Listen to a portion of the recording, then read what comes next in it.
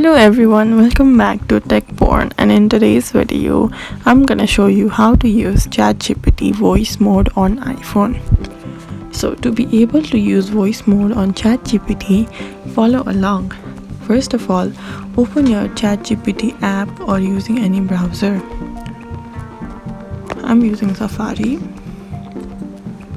Now search for ChatGPT and click on its official site. Now once you get into the ChatGPT, you can either log in or you can just use it without logging or signing up. Now in this interface you will see a box where you can ask ChatGPT anything. Here you will see a microphone option. Once you click on the microphone icon, it will ask you to access the microphone. Click on allow.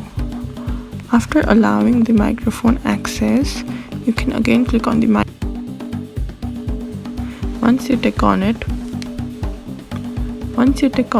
it will generate the text whatever you spoke.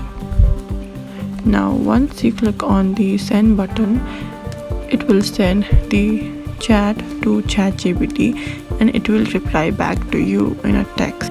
And that's it. That's how you can use voice mode on ChatGPT. Thank you for watching and follow us for more tips and tutorials.